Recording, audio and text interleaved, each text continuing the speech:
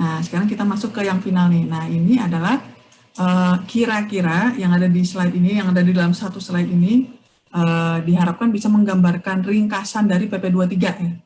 Nah, jadi PP23 itu, siapa yang dikenakan PP23 itu adalah subjek pajak, bisa OP, bisa badan tertentu ya. Nah, jadi tidak semua badan bisa menggunakan PP23 teman-teman. Hanya badan tertentu yaitu koperasi, CV, dan firma. Cuma 3 ini aja, plus satu lagi PT. Nah, ada 4 berarti badan ya. Nah, kalau bukan PT, bukan CV, bukan koperasi, bukan firma, misalnya apa? Coba ada yang bisa kasih contoh badan tapi tidak termasuk yang 4 ini, apa misalnya? CV. CV ada. Yayasan, Bu. CV. Yayasan, betul. Apalagi ya? Koperasi ada. Apa kira-kira? Badan. Bu. Di hukum perdata ada, tapi lupa, Bu. Ya. Di KUP ada ya. KUP ada. Oh, iya. Ada pengertian badan ya. Intinya kan ada banyak tuh, ada parpol ya, ada partai politik juga ada. Nah, itu nggak boleh pakai PP23 teman-teman. Meskipun mungkin dia ada menjalankan usaha gitu. Tapi mereka nggak boleh pakai PP46. Yang boleh cuma 4 ini aja, PT, koperasi, CV, firma. Nah, nanti ini diingat-ingat ya, karena ini setelah UTS kita akan masih ke sini ya, ke PPh final ini, ke PP23. Nah, jadi OP, semua OP tidak terkecuali boleh pakai PP23. Tapi kalau badan, terbatas hanya 4 macam ini ya.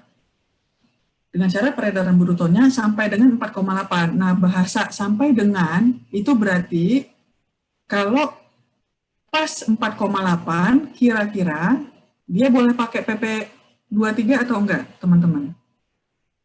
Boleh. Menurut teman-teman? Boleh. Boleh ya? Boleh. Yakin? Iya, sampai dengan. Kan sampai, Bu. Sampai dengan, oke. Coba saya cek dulu bunyi PP23. PP23 sudah saya share juga kan ya? Sudah teman-teman ya?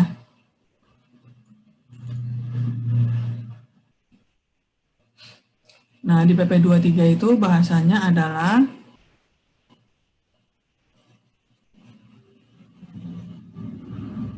tidak melebihi. Nah, salah nih berarti saya. Jadi tidak melebihi, oh ya, tidak melebihi sama sih dengan sampai dengan ya.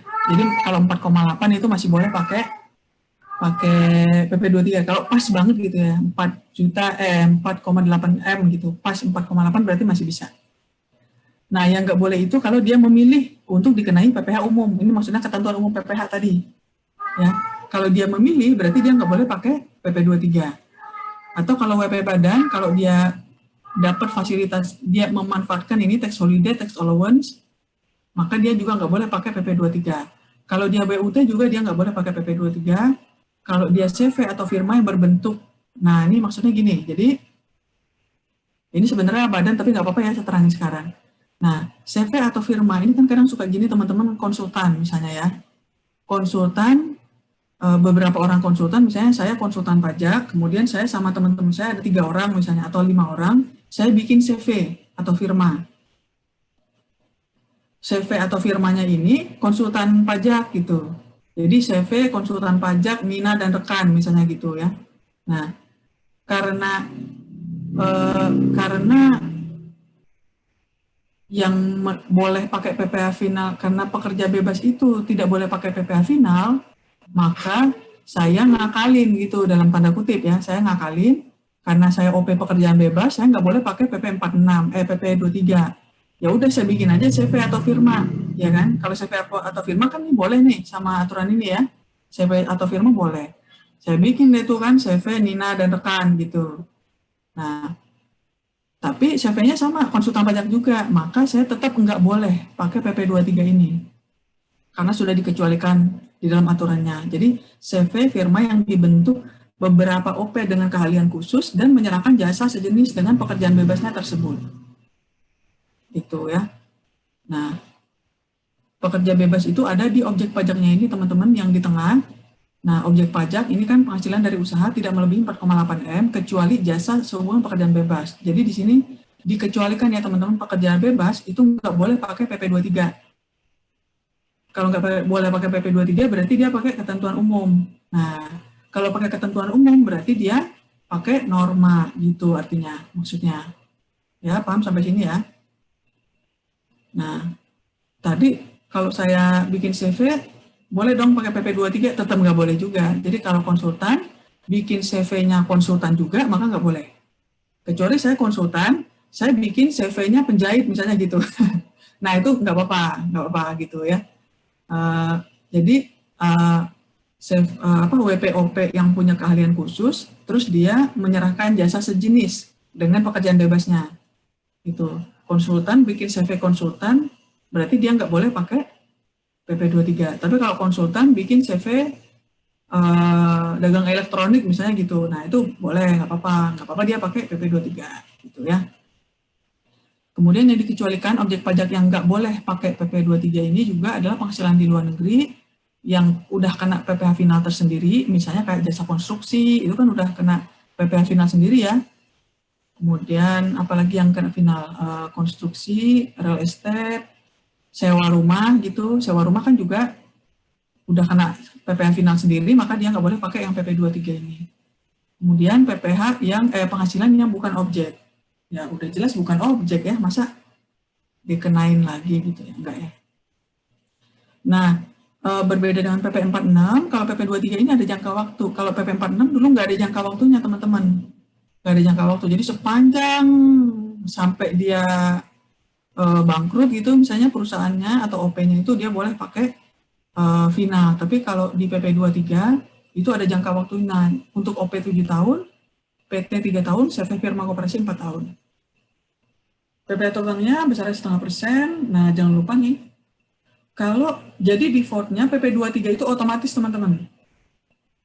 Jadi kalau ada WP usaha, ya, tidak termasuk ke dalam pekerjaan bebas, kemudian omsetnya di bawah 4,8 M setahun, maka dia otomatis atau default dia pakai PP 23 0,5%. Gitu ya. Nah, kecuali kalau dia nggak mau pakai 0,5%, loh kan udah kecil banget Bu tarifnya, kok nggak mau? Loh bisa jadi, bisa aja orang-orang nggak mau teman-teman ya. Kenapa nggak mau? Karena kan dasarnya kalau PPh final itu dari penghasilan bruto ya.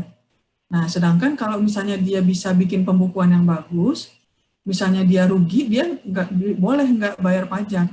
Bahkan kalau usaha rugi itu dia kan masih boleh dikompensasi lagi ke tahun berikutnya, gitu ya. Cuman memang ya tarifnya lebih besar kalau dia untung ya. Kalau misalnya dia untung, kalau untuk badan dia harus bayar 20%. 22 sekarang ya, 22%. Nah gitu, kalau OP berarti ya tergantung penghasilannya. Kalau masih di bawah 50 juta, dia bayar 5%. Sedangkan PPh final ini 0,5% doang ya. Tapi berbeda, kalau 0,5% dari bruto, sedangkan kalau yang 5% kan dari neto ya. Udah neto dikurangin PTKP lagi ya kan. Nah, kalau PPh final ini nggak ada tuh pengurangan PTKP, dia udah langsung PPh terutang. Nah, jadi teman-teman bedanya NPPN tadi, bedanya norma sama PPh final ini. Kalau norma tadi adalah persentase untuk menghitung penghasilan neto ya teman-teman, diingat baik-baik ya. Itu adalah untuk menghitung penghasilan neto, jadi masih di atas. Tapi kalau yang PPh UMKM ini, 0,5% PP 23 ini, itu adalah untuk menghitung PPh terutang. Jadi udah di bawah dia. Itu adalah PPh terutang udah. Jadi teman-teman nggak perlu ngitung biaya-biayanya, nggak perlu, PTKP juga nggak perlu dihitung lagi gitu. Jadi udah langsung dapat PPh terutang. Gitu.